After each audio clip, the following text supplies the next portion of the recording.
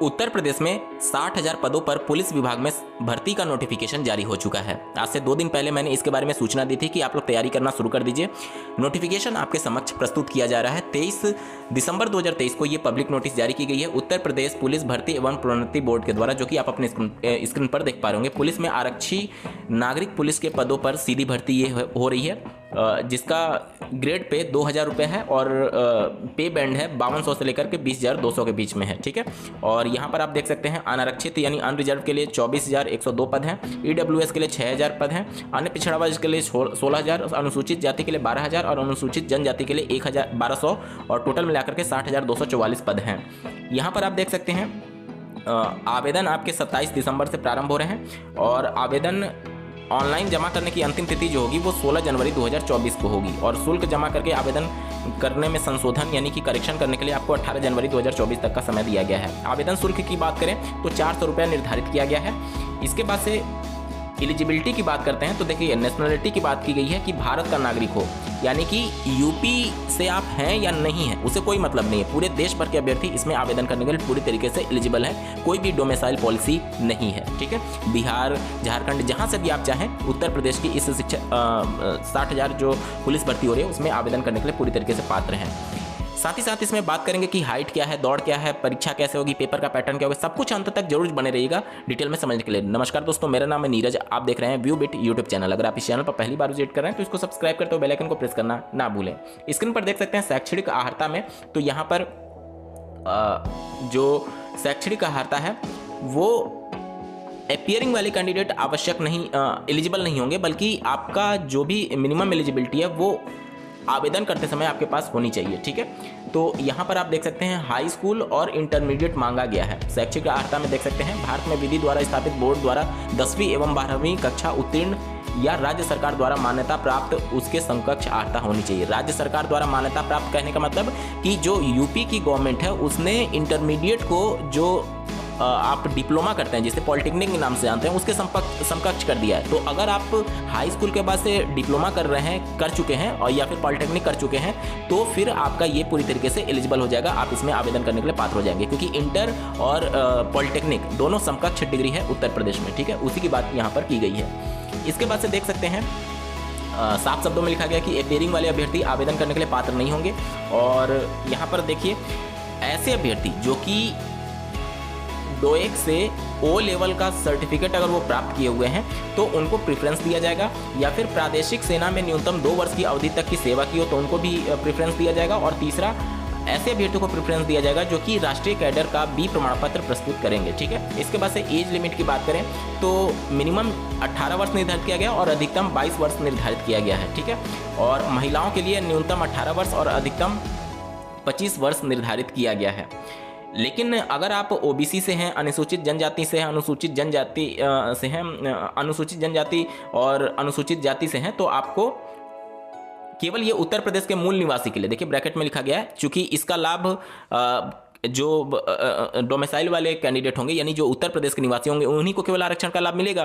तो अगर आप अदर स्टेट से बिलोंग करते हैं तो आप बाकी के 40% सीटों पर यहाँ पर फाइट करेंगे। ठीक है, और बाकी जो यूपी के निवासी हैं उनको एज में रिलैक्सेशन दिया जाएगा। आगे मैं आपको बताऊंगा कि कितना एज में रिलैक्सेशन दिया गया है। ठीक है, इसके बाद से ये देख लीजिए नोटिफिकेशन में ये सब बातें। अब बात करते हैं शारीरिक जो स्वास्थ्यता है उसके बारे में क्या बातें मेंशन की गई हैं। तो यहाँ पर देख सकते हैं उत्तर प्रदेश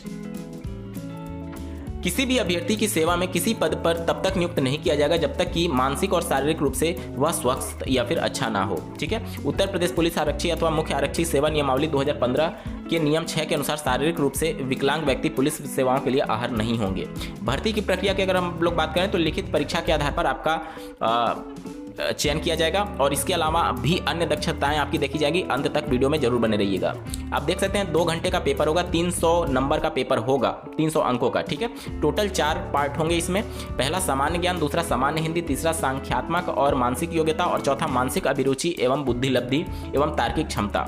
150 प्रश्न पूछे जाएंगे, प्रत्येक अंक 2 अंक का होगा और निगेटिव मार्किंग भी है, -0.5 रखा गया है, यानी कि एक गलत उत्तर करते हैं तो आपका 1/2 नंबर कट जाएगा। ठीक है, इसके बाद से अगर हम लोग बात करें तो यहाँ पर देख सकते हैं पेपर ऑफलाइन मोड में होगा, एक ही दिन होगा, लेकिन अगर ज़्यादा कैंडिडेट हो जाते हैं तो फिर एक से ज़्यादा शिफ्ट में परीक्षाएं कंडक्ट कराई जा सकती हैं। और अगर एक से ज़्यादा शिफ्ट में परीक्षा होती है तो उस कंडीशन में आपका नॉर्मलाइजेशन का नियम जो है वो अपनाया जाएगा। ठीक है, इसके बाद से देख सकते हैं आप जो OMR सीट की बात की गई है, यानी कि ऑफलाइन पेपर आपका होगा और OMR सीट में 3 प्रतियां होंगी, जिसमें से एक OMR के पीछे जो कार्बन लगा रहता है वो एक कार्बन कॉपी आपको अपने साथ ले जाना है, एक बाह्य एजेंसी के लिए होगा और दूसरा जो होगा वो बोर्ड का होगा और तीसरा स्टूडेंट का होगा। तो ये सभी चीज़ें आप जानते होंगे OMR सीट पर पेपर कभी दिए होंगे तो। ठीक है, ये सभी चीज़ें। उसके बाद से यहाँ पर देख लीजिए शारीरिक मानक परीक्षण, यानी कि जो आपका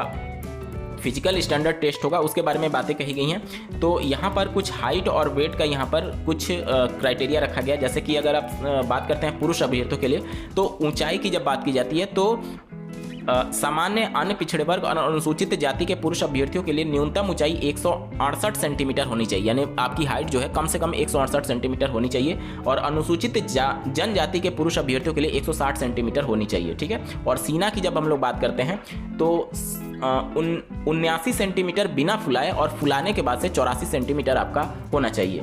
और इसी प्रकार से देखिए रिलैक्सेशन भी दिया गया है, जैसे कि अनुसूचित जनजाति के अभ्यर्थियों के लिए 77 सेंटीमीटर बिना फुलाए और कम से कम 82 सेंटीमीटर होना चाहिए फुलाने के बाद से। ठीक है, और न्यूनतम 5 सेंटीमीटर सीने का फुलाव अनिवार्य होगा सभी के लिए। महिला अभ्यर्थियों की जब बात की जाती है तो इनके लिए हाइट मांगा गया है, देख सकते हैं आप, सामान्य OBC और अनुसूचित जाति के लिए महिला अभ्यर्थियों के लिए 152 सेंटीमीटर और अनुसूचित जनजाति के लिए 147 सेंटीमीटर मांगा गया है। और इनके लिए वजन की क्राइटेरिया रखा गया है कि कम से कम इनका वजन जो होगा महिलाओं के लिए वो 40 किलोग्राम का होना चाहिए। ठीक है, इसके बाद से देखिए यहाँ पर दौड़ भी होगी आपकी, जैसे कि अगर आप शारीरिक दक्षता परीक्षण में अगर पात्र हो जाते हैं तो फिर पुरुष अभ्यर्थियों के लिए 4.8 किलोमीटर की दौड़ 25 मिनट में करना होगा और महिला अभ्यर्थियों के लिए 2.4 किलोमीटर की दौड़ 14 मिनट में पूरी करना आवश्यक होगा। साथ ही साथ ऐसे अभ्यर्थी जो विहित समय में दौड़ पूरी नहीं कर सकते हैं भर्ती के लिए पात्र नहीं होंगे, मतलब कि ये मैंडेटरी है, आपको आपकी हाइट, आपका सीना और ये सभी चीज़ देखा जाएगा, दौड़ भी होगा और परीक्षा भी होगी। ठीक है, चयन और अंतिम योग्यता सूची की जब बात की जाती है तो शारीरिक दक्षता में जो भी अभ्यर्थी सफल होंगे में से बोर्ड लिखित परीक्षा में प्रत्येक अभ्यर्थी द्वारा प्राप्त अंकों के क्रम के अनुसार प्रत्येक श्रेणी के अभ्यर्थियों की एक चयन सूची आरक्षण नीति के दृष्टिगत रखते हुए तैयार करेगा और इसे विभाग के अध्यक्ष को अग्रिम कार्यवाही हेतु प्रेषित करेगा। इसे बोर्ड की वेबसाइट पर भी निर्धारित प्रक्रिया के अनुसार प्रदर्शित किया जाएगा। ठीक है, अब यहाँ पर देख सकते हैं अगर मान लीजिए कि टाई हो जाता है तो टाई ब्रेकर के तौर पर क्या यूज किया जाएगा, तो देखिए दो से अधिक अभ्यर्थियों का एक समान अंक होने पर ऐसे अभ्यर्थियों को वरीयता प्रदान की जाएगी जो अधिमानी आहर्ता यदि कोई हो रखते हों। एक से अधिक अधिमानी आहर्ता रखने वाले अभ्यर्थियों को केवल एक ही अधिमानी आहर्ता का लाभ दिया जाएगा। ठीक है, और ये सब बातें मेंशन की गई हैं। इसके अलावा अगर हम लोग आयु में छूट की बात करें, एज में रिलैक्सेशन की, तो यहाँ पर आप देख सकते हैं एज में रिलैक्सेशन के बारे में अनुसूचित जनजाति को 5 साल का छूट दिया गया है। ठीक है, और अनुसूचित पहला था अनुसूचित जाति को, उसके बाद से अनुसूचित जनजाति को देख सकते हैं इनको भी 5 साल का छूट दिया गया है और OBC को भी 5 साल का छूट यहाँ पर दिया गया है। तो मिनिमम जो आपका 22 साल था वो 5 साल और जोड़ लीजिए तो OBC SC ST के लिए आपका 27 साल हो गया। ठीक है, इसके बाद से आर्थिक रूप से कमजोर अभ्यर्थियों के लिए छूट नहीं दिया गया, लेकिन रिजर्वेशन दिया गया 10%। बाकी क्षैतिज आरक्षण में आप देख सकते हैं स्वतंत्रता सेनानी के लिए 2% है, भूतपूर्व सैनिक के लिए 5% है, होमगार्ड्स के लिए केवल पुरुषों के लिए 5% है, महिला के लिए 20% है। ये सभी यहाँ पर रिजर्वेशन दिया गया हॉरिजेंटल में। ठीक है, और इस प्रकार से आप देख सकते हैं भूतपूर्व सैनिक के लिए क्या क्या शर्तें हैं और ये सभी बातों का यहाँ पर जिक्र किया गया है। तो बेहतरीन मौका है 60,000 पदों पर आप सभी अभ्यर्थियों के लिए, चाहे आप उत्तर प्रदेश के निवासी हैं या नहीं हैं, सभी के लिए मौका दिया गया है कि आप यहाँ पर आवेदन कर सकते हैं। और बेहतरीन मौका है इतने बड़े पदों पर पुलिस विभाग में, अगर आपकी इच्छा है नौकरी करने की तो आप यहाँ पर आवेदन करके आज से ही इसके लिए दौड़ और ये सभी चीज़ों के लिए तैयारी शुरू कर सकते हैं। ठीक है, इसके बाद से आप देख सकते हैं जो भी आपका डॉक्यूमेंट होगा वो डिजी लॉकर से अपलोड करना होगा और ये सभी चीज़ें होंगी। और फोटोग्राफ और सिग्नेचर जो है वो आपका न्यूनतम 5 KB से 20 KB के बीच में होना चाहिए। हस्ताक्षर और जो सिग्नेचर है वो 20 KB से 50 KB के बीच में होना चाहिए। और ये सभी साइज़ वगैरह यहाँ पर मेंशन किए गए हैं, किस फॉर्मेट में क्या चीज़ें आपको अपलोड करनी है। तो जब आप वेबसाइट पर जब आप अपना फॉर्म भरेंगे तो वो सभी चीज़ें आप देख करके समझ पाएंगे, ठीक है। तो ये लिखित परीक्षा का क्या पाठ्यक्रम होगा, तो यहाँ पर देख सकते हैं जनरल नॉलेज सामान्य अध्ययन का पहला पार्ट है, दूसरा सामान्य हिंदी का है। तो पूरा सिलेबस यहाँ पर दिया गया है। इसके बाद से न्यूमेरिकल एवं जो मेंटल एबिलिटी है उसके बारे में और संख्यात्मक योग्यता के बारे में, न्यूमेरिकल एबिलिटी के बारे में, मेंटल एबिलिटी के बारे में, ये पूरा सिलेबस यहाँ पर आप देख सकते हैं, ठीक है। तो आपको आपके इस परीक्षा के लिए और इस भर्ती के लिए बहुत बहुत ढेर सारी शुभकामनाएं। आज ही से लग जाइए। 60,000 पदों पर बेहतरीन मौका है इस विभाग में नौकरी पाने का। इस वीडियो को देखने के लिए आपका बहुत बहुत धन्यवाद। भगवान करे आपका दिन शुभ हो।